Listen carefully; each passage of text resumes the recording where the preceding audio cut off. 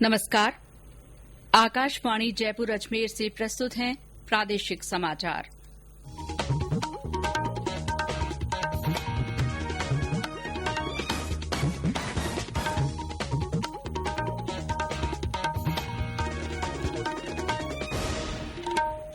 मुख्य समाचार। राज्यपाल कलराज मिश्र ने विधानसभा का विशेष सत्र बुलाने संबंधी राज्य मंत्रिमंडल के प्रस्ताव को 3 बिंदुओं के परामर्श के साथ वापस लौटाया। कांग्रेस विधायक दल ने राष्ट्रपति को पत्र भेजकर प्रदेश में चल रहे राजनीतिक गतिरोध के संबंध में हस्तक्षेप करने की मांग की। प्रधानमंत्री नरेंद्र मोदी ने आज वीडियो कॉन्फ्रेंस के जरिए देश के 3 स्थानों पर कोविड जांच प्रयोगशालाओं का लोकार्पण किया। कहा, कोरोना संक्रमण से लोगों को बचाने के लिए सरकार संकल्पबद्ध। प्रदेश में आज कोरोना संक्रमण के 448 नए मामलों की पुष्टि हुई। राजस्थान माध्यमिक शिक्षा बोर्ड कल 10वीं परीक्षा का परिणाम घोषित करेगा। और फ्रांस से रवाना हुए पहले 5 रफाल जेट विमान बुधवार को भारत पहुंचेंगे।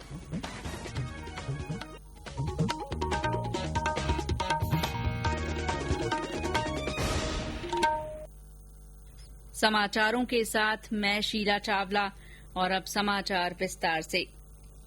राज्यपाल कलराज मिश्र ने विधानसभा का विशेष सत्र बुलाने संबंधी राज्य मंत्रिमंडल के प्रस्ताव को 3 बिंदुओं के परामर्श के साथ वापस लौटा दिया है। पिछले एक सप्ताह में ये दूसरी बार है जब राज्यपाल ने सरकार के विधानसभा सत्र आहूत करने संबंधी प्रस्ताव को लौटाया है। राजभवन की ओर से जारी विज्ञप्ति में कहा गया है कि राज्य मंत्रिमंडल ने 31 जुलाई से विधानसभा सत्र आहूत करने के लिए राज्यपाल को 25 जुलाई की रात प्रस्ताव भेजा था। राज्यपाल द्वारा मंत्रिमंडल से पुनः प्राप्त हुए प्रस्ताव पर विधिक राय ली गई। राज्यपाल द्वारा कहा गया है कि प्रिंट और इलेक्ट्रॉनिक मीडिया में राज्य सरकार के बयान से स्पष्ट होता है कि सरकार सदन में विश्वास प्रस्ताव लाना चाहती है, लेकिन सत्र बुलाने के प्रस्ताव में इसका उल्लेख नहीं किया गया है। विस्तृत ब्यौरा हमारे संवाददाता से।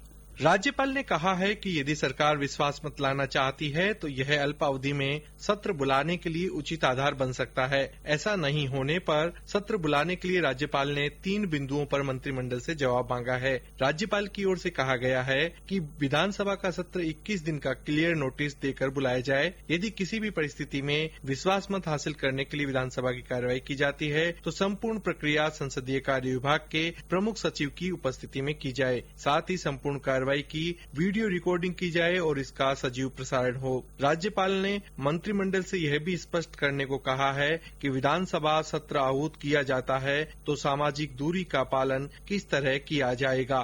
जितेंद्र द्विवेदी, आकाशवाणी समाचार, जयपुर। दूसरी ओर कांग्रेस विधायक दल की ओर से राष्ट्रपति को पत्र भेजकर हस्तक्षेप करने की मांग की गई है।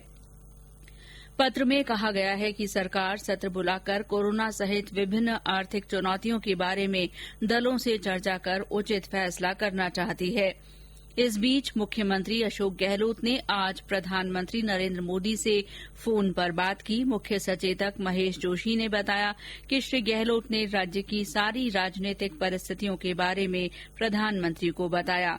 इससे पहले विधानसभा अध्यक्ष सीपी जोशी ने आज उच्च न्यायालय के 21 जुलाई के अंतरिम आदेश के खिलाफ उच्चतम न्यायालय में दायर अपनी याचिका वापस ले ली। राजस्थान उच्च न्यायालय ने पिछली 21 जून को अंतरिम आदेश सुनाते हुए विधानसभा अध्यक्ष को सचिन पायलट और उनके खेमे के 18 विधायकों के खिलाफ कार्रवाई करने से 24 जुलाई तक के लिए रोक लगा दी थी, जिसे अध्यक्ष ने शीर्ष अदालत में चुनौती दी थी। आज ही राजस्थान उच्च न्यायालय ने भाजपा विधायक मदन दिलावर की उस याचिका को खारिज कर दिया जिसमें बहुजन समाज पार्टी के 6 विधायकों के कांग्रेस में विलय के खिलाफ दायर उनकी शिकायत पर विधानसभा अध्यक्ष द्वारा कोई फैसला नहीं लेने पर सवाल उठाया गया था। प्रधानमंत्री नरेंद्र मोदी ने कहा है कि देश में कोरोना संक्रमण से लोगों को बचाने के लिए सरकार संकल्पबद्ध है। आज उन्होंने वीडियो कॉन्फ्रेंस के जरिए देश के 3 स्थानों पर कोविड जांच प्रयोगशाला के लोकार्पण के मौके पर कहा कि कोविड जांच और इलाज सुविधाओं के संबंध में बहुत ही थोड़े समय में देश ने उल्लेखनीय उपलब्धि हासिल की है। उन्होंने कहा कि पूरा विश्व कोरोना के खिलाफ लड़ी जा रही लड़ाई से अचंभित है। प्रधानमंत्री ने कहा कि कोरोना से लड़ाई के लिए अब राष्ट्रीय स्तर के बाद नीचे के स्तर तक सुविधाओं को और सक्षम बनाया जाएगा। साथियों, कोरोना के खिलाफ लड़ाई में आज हम उस स्थिति पर आ पहुंच चुके हैं जहां हमारे पास जागरूकता की कमी नहीं है, साइंटिफिक डेटा का विस्तार हो रहा है, संसाधन भी बढ़ रहे हैं। अब हमें राज्य के स्तर पर, जिला, ब्लॉक और गांव के स्तर पर डिमांड और सप्लाई के मैनेजमेंट को और चुस्त दुरुस्त करना है, मजबूत करना है। मुझे विश्वास है कि कोरोना के खिलाफ लड़ाई हम सभी मिलकर लड़ेंगे भी और जीतेंगे भी। मुख्यमंत्री अशोक गहलोत ने आज अपने आवास पर वीडियो कॉन्फ्रेंस के माध्यम से चिकित्सा विभाग के अधिकारियों के साथ कोरोना की स्थिति की समीक्षा की। इस वीडियो कॉन्फ्रेंस में मेडिकल कॉलेज के प्रिंसिपल, जिला अस्पतालों के प्रमुख चिकित्सा अधिकारियों तथा मुख्य चिकित्सा और स्वास्थ्य अधिकारियों ने भाग लिया। प्रदेश में आज कोरोना संक्रमण के 448 नए मामले सामने आए हैं। इसके साथ ही संक्रमितों की संख्या बढ़कर 36,878 हो गई है। सबसे ज्यादा 130 मरीजों की पुष्टि अलवर जिले में हुई है। चिकित्सा विभाग की ओर से जारी रिपोर्ट के अनुसार कोटा में 50, अजमेर में 43, नागौर में 38, जयपुर में 36, भीलवाड़ा में 26, बाड़मेर और सीकर में 25-25, श्रीगंगानगर में 16, सिरोही में 13, बांसवाड़ा में 10, हनुमानगढ़ और झुंझुनू में 9-9, 12, दौसा और जालौर में 6-6 व्यक्तियों में कोरोना संक्रमण की पुष्टि हुई है। प्रदेश में अब तक 26,123 रोगी संक्रमण से मुक्त हो चुके हैं। इनमें से 25,000 से ज्यादा लोगों को अस्पताल से छुट्टी मिल गई है। राज्य में अब 10,124 कोरोना मरीजों का इलाज चल रहा है। इस बीमारी से अब तक 631 लोगों की मृत्यु हुई है। उधर अजमेर से हमारे संवाददाता ने बताया कि जिले में कोरोना वायरस के संक्रमण को रोकने के लिए प्रशासन पूरी तरह सचेत है और विभिन्न अधिकारी स्थिति पर नजर रखे हुए हैं।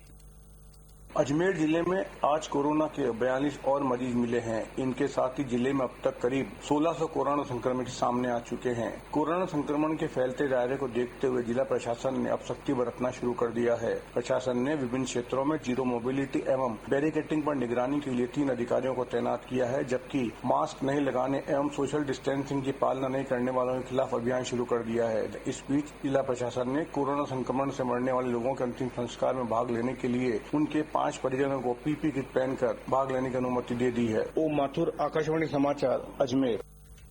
वहीं बूंदी में कल से 7 दिन तक सभी कामकाज बंद रखने का फैसला किया है। हमारे संवाददाता ने बताया कि जिला कलेक्टर और कारोबारी संगठनों के बीच हुई बैठक में इस बारे में फैसला लिया गया। बूंदी जिले में कोरोना संक्रमण के बढ़ते मामलों के बाद शहर के व्यापारियों एवं प्रबुद्ध जनों के साथ जिला प्रशासन ने आज बैठक की, जिसमें सभी की सहमति से मंगलवार से 7 दिन तक बूंदी में पूर्ण लॉकडाउन रखने का निर्णय लिया गया। इस दौरान पुलिस एवं प्रशासनिक अधिकारी भी मौजूद रहे। लॉकडाउन में आवश्यक सेवाओं को छोड़कर सभी दुकानें बंद रहेगी। आवागमन के साधनों पर पुलिस पूरी तरह रोक लगाएगी। जिले में कोरोना पॉजिटिव का आंकड़ा 110 होने के बाद लोगों की चिंता बढ़ गई। लगातार मामले बढ़ रहे हैं। कोरोना की इस चेन को तोड़ने के लिए प्रशासनिक अधिकारियों ने शहर के व्यापारिक संगठनों एवं प्रबुद्ध जनों के साथ ये निर्णय लिया। बैठक में जिला कलेक्टर आशीष गुप्ता, पुलिस अधीक्षक शिवराज सिंह सहित आला अधिकारी मौजूद थे। राजकुमार दादीज, आकाशवाणी समाचार, बूंदी। ये समाचार आकाशवाणी जयपुर अजमेर से प्रसारित किए जा रहे हैं। समाचारों का ये बुलेटिन हमारे Facebook page all India radio news Jaipur और यूट्यूब पर राजस्थान AIR न्यूज चैनल पर उपलब्ध है। राजस्थान माध्यमिक शिक्षा बोर्ड द्वारा ली गई 10वीं कक्षा का परीक्षा परिणाम कल घोषित किया जाएगा। शिक्षा मंत्री गोविंद सिंह डोटासरा ने ट्वीट कर बताया कि परिणाम शाम 4 बजे घोषित किया जाएगा। इस परीक्षा में 11,86,000 परीक्षार्थी बैठे थे। उच्चतम न्यायालय ने कोविड-19 महामारी के दौरान सभी विश्वविद्यालयों और कॉलेजों को 30 सितंबर तक अंतिम वर्ष की परीक्षाएं कराने के 6 जुलाई के निर्देश को चुनौती देने वाली याचिका पर आज विश्वविद्यालय अनुदान आयोग को नोटिस जारी किया।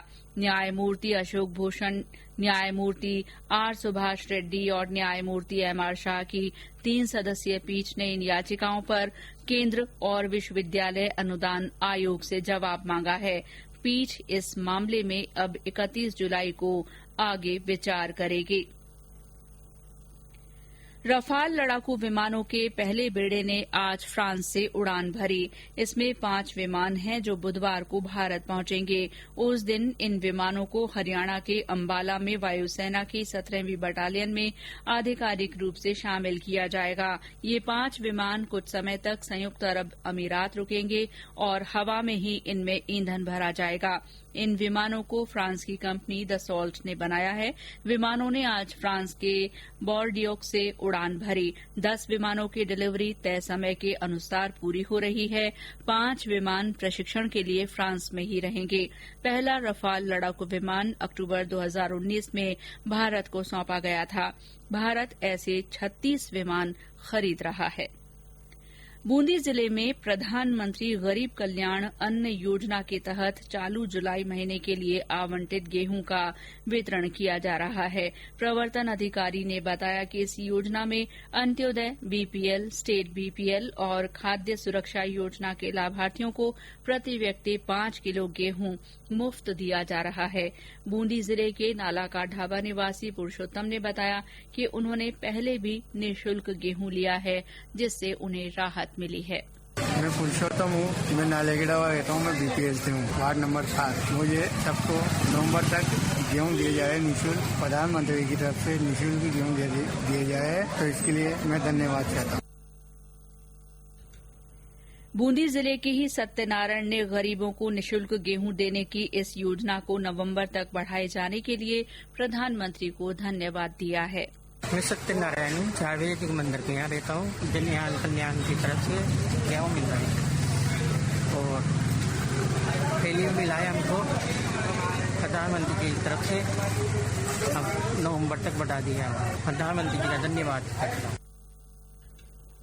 उपराष्ट्रपति एम वेंकैया नायडू और प्रधानमंत्री नरेंद्र मोदी ने आज सीआरपीएफ के 82वें स्थापना दिवस पर अर्धसैनिक बल के कर्मियों को बधाई दी।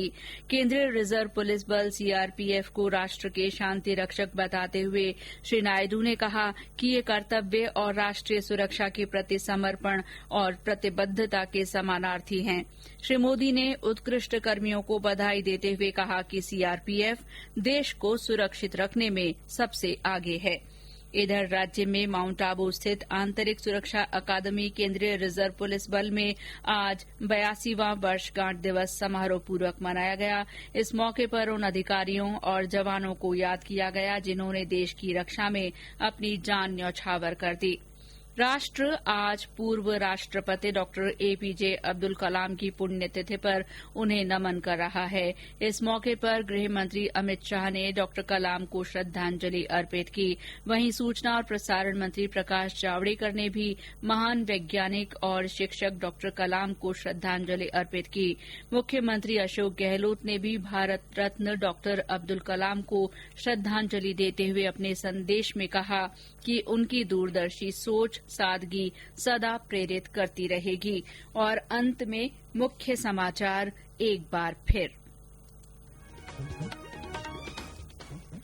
राज्यपाल कलराज मिश्र ने विधानसभा का विशेष सत्र बुलाने संबंधी राज्य मंत्रिमंडल के प्रस्ताव को 3 बिंदुओं के परामर्श के साथ वापस लौटा दिया है। कांग्रेस विधायक दल ने राष्ट्रपति को पत्र भेजकर इस मामले में हस्तक्षेप करने की मांग की है। प्रधानमंत्री नरेंद्र मोदी ने आज वीडियो कॉन्फ्रेंस के जरिए देश के 3 स्थानों पर कोविड जांच प्रयोगशालाओं का लोकार्पण किया। उन्होंने कहा कि कोरोना संक्रमण से लोगों को बचाने के लिए सरकार संकल्प के साथ काम कर रही है। प्रदेश में आज कोरोना संक्रमण के 448 मामलों की पुष्टि हुई है। राजस्थान माध्यमिक शिक्षा बोर्ड कल 10वीं परीक्षा का परिणाम घोषित करेगा और फ्रांस से रवाना हुए पहले 5 रफाल जेट विमान बुधवार को भारत पहुंचेंगे। इसी के साथ प्रादेशिक समाचार बुलेटिन समाप्त हुआ। नमस्कार।